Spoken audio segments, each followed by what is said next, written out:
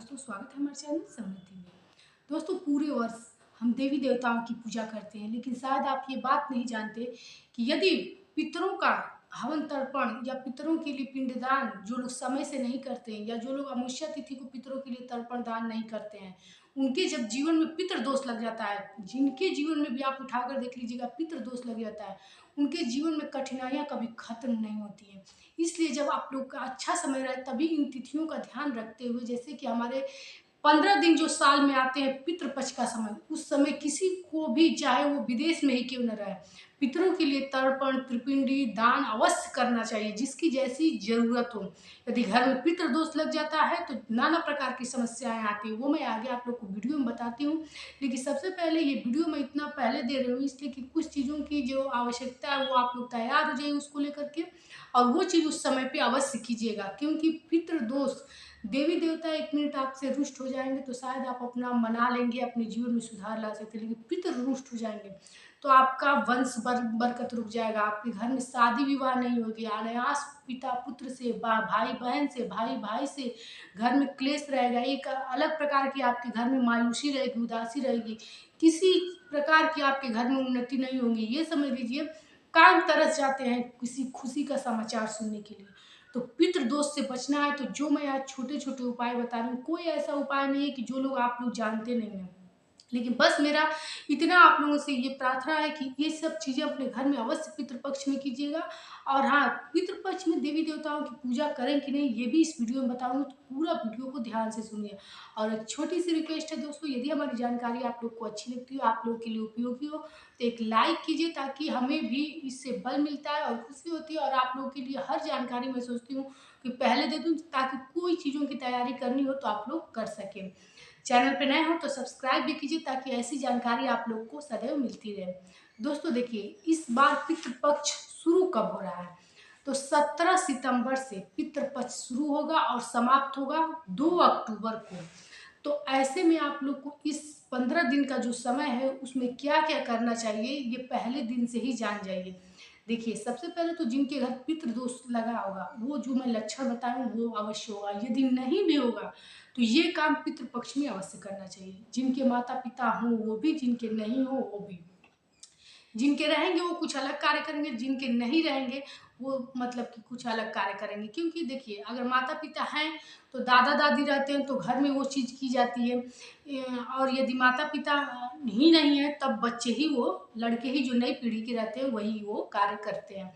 तो सबसे पहली बात कि घर में जितना हो सुख शांति बनाए रहिएगा 15 दिन, क्लेश मत कीजिएगा, घर में साफ सफाई का विशेष ध्यान दीजिएगा, क्योंकि उसी समय पितर अपने बाल बच्चों से लेने के लिए, भोजन लेने के लिए पृथ्वी लोक में आते हैं। यही माना जाता है हमारे शास्त्रों में कि पृथ्वी लोक में आते हैं, वही 15 दिन का समय है। बाकी इस तरह से मैं बहुत सारे लोगों को देखती हूँ, दीपक जला देते हैं, भोग लगा देते हैं, ऐसा कुछ नहीं करना चाहिए। देखिए, जब एक बार इस पृथ्वी से आत्मा चली गई, मतलब कि लोगों का अंतिम संस्कार हो जाता है, उसके बाद घर में ये चीज़ें करने से नकारात्मकता बढ़ती है, नहीं करना चाहिए। किसी जलाशय के स्थान पे ही करना चाहिए। यदि आपको दीपक जलाना हो, भोग लगाना हो, तो अमावस्या तिथि को किसी जलाशय के स्थान पे ही ये करना चाहिए, घर में अपने बिल्कुल नहीं करना चाहिए। दूसरी चीज़, अपने घर में आप देवी देवताओं का उस समय पूजा करें कि नहीं, एकदम कीजिए। कोई ऐसी बात नहीं कि पितृपक्ष में घर में देवी देवताओं की पूजा नहीं होती है, लेकिन हाँ, पितरों के लिए आप सबसे पहले शाम के समय का जो भोजन बनाएंगे पहले दिन को छोड़ के, इसलिए पहले दिन कहा जाता है कि जो दूसरे वर्ण के लोग होते हैं, मतलब अब मैं इस वीडियो में क्या बोलूँ, उन लोगों के लिए वो होता है कि पहले दिन वो भोजन निकालते हैं। उसके बाद से दूसरे दिन, एक दिन को छोड़ के, यानी पहले दिन को छोड़ करके दूसरे दिन से शाम के समय घर की जो बहू होती है नहा धो करके किचन को साफ सुथरा करके और बिना लहसुन प्याज का भोजन बनाती है। और भोजन इतना, मतलब कि कहा जाता है गमकाया जाता है, ऐसा भोजन बनाना चाहिए जो तला भुना हो, ऐसा नहीं कि रोटी सब्जी बनाया निकाल दिए। जितना तला भुना हो, जितना टेस्टी अच्छा खाना आप बना सकते हो, उतना अच्छा खाना बना करके आओ आप एक गिलास जल के साथ अपने किचन के किसी कॉर्नर में रखना चाहिए। ये पूरे आप लोग को 15 दिन करना है। जितने दिन की, यदि आप जानते होंगे, अपने पिता की तिथि जानते हो, अपने बुजुर्गों की जिसके लिए शाम का खाना निकाला जाता है, जैसे मैं इस वीडियो में आप लोग को इस प्रकार से समझा रही हूँ कि जैसे मान लीजिए आप वीडियो देख रही हैं, आपके माता-पिता हैं। यदि माता-पिता हैं तो और दादा-दादी के लिए या बुजुर्गों के लिए निकाला जाता है। ये तो इस चीज़ों को ध्यान में रखते हुए आप लोग शाम के समय भोजन निकाला जाता है। तो ये चीज़ कन्फर्म कर लीजिए।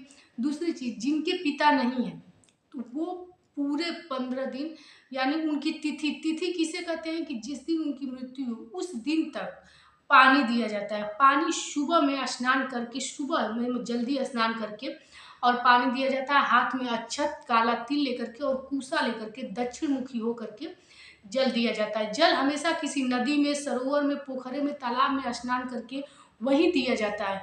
लेकिन यदि ऐसी व्यवस्था नहीं है, बहुत जगहों पे नदी तालाब नहीं मिलेंगे, तो आप अपने घर पर ही जहाँ नल हो, पानी का स्थान हो, वहाँ भी दे सकते हैं, कोई इसमें दिक्कत नहीं। लेकिन हाँ, ज़रूर दीजिएगा दोस्तों, क्योंकि पितृ दोष ऐसा दोष है कि आप छोड़ करके भी सिंगापुर भाग जाएँगे, मैं आप लोग को बता रही हूँ, तब भी वो पीछा नहीं छोड़ेगा। बहुत सारी ऐसी घटनाएँ आँखों के सामने हुई हैं कि लोग आ कर के बाहर से वो चीज़ करते हैं। जैसे क्या होता है कभी-कभी कि घर में लोगों का मत नहीं बनता है कि त्रिपिंडी कराएँ या फिर से पितरों का तर्पण वगैरह करें। तो जो भी भाई हो, जिनको लगे कि ये करना चाहिए और इससे घर में बहुत सारी परेशानियाँ आनी, वो स्वयं के ही भविष्य के लिए, स्वयं की उन्नति के लिए इतना कार्य कर सकता है। त्रिपिंडी में बहुत पैसा लगता है, तो वो नहीं कर सकता है, लेकिन इतना कार्य अपनी भलाई के लिए आप कर सकते हो और कीजिएगा भी। रोज स्नान करके ये काम कीजिएगा।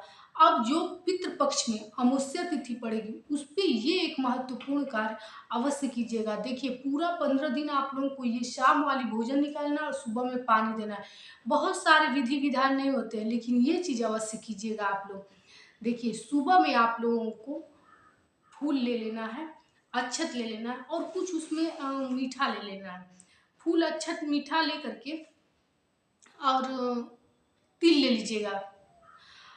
इस चीज़ को लेकर के दक्षिण मुखी होकर के आप लोग, दोस्तों मैं किसी की आवाज़ सुनने लगी थी कि जैसे हम भी लोग वीडियो बनाते हैं, घर में हैं तो कोई आना जाना ये प्रॉब्लम होती है, तो इसीलिए तिल, चावल और कुछ मीठा लेकर के आप लोग दक्षिण मुखी होकर के और अपने पितरों का ध्यान कीजिएगा और ये चीज़ वहीं रख करके और एक लोटा जल रख दीजिएगा, ये गिलास में भी जल रख दीजिएगा।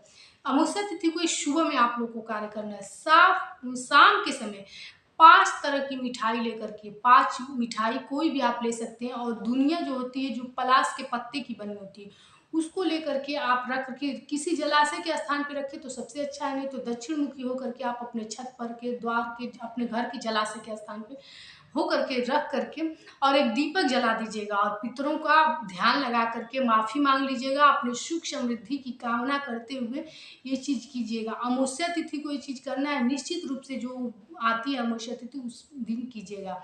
जिन लोगों को अपने पिता की तिथि नहीं पता है कि उनकी मृत्यु कब हुई थी, ऐसा यदि कुछ है, तो वो लोग अंतिम दिन, जिस दिन पितृ विसर्जन रहता है, उसी दिन सब कुछ करते हैं, जो भी कार्य होता है। तो आप लोग किसी ब्राह्मण को बुलाकर कर लें तो ज़्यादा बेहतर होगा, क्योंकि किसी गलती के कारण यदि आपके घर में पितृ दोष लग जाता है, तो ये ज़्यादा परेशानी खड़ा करेगा। उससे बढ़िया आप लोग किसी ब्राह्मण के द्वारा ये सब कार्य करा लेंगे तो ज़्यादा बेहतर रहेगा। लेकिन जो रोज़ सुबह अक्षत, काला तिल और कूसा लेकर के जो जल देना है, वो भी आप किसी एक बार ब्राह्मण से अवश्य पूछ लीजिएगा कि कैसे दें, क्या दें। इसलिए कि आप लोग को हो सकता है कि वीडियो 8 मिनट में आप लोग को नहीं समझ में आएगा, लेकिन नए जनरेशन के बच्चों को मतलब जल्दी कुछ समझ में नहीं आता है, नहीं पता होता है, तो ब्राह्मण से एक बार सलाह लेकर के ये कार्य करें और कोशिश करें कि कोई त्रुटि नहीं हो, क्योंकि ये भगवान की पूजा नहीं है कि आपसे कोई त्रुटि हो जाएगी तो माफ़ी मिलेगी। और एक बार घर में पितृ दोष लग जाएगा तो आपकी पीढ़ी दर पीढ़ी तक, 3 पीढ़ियों तक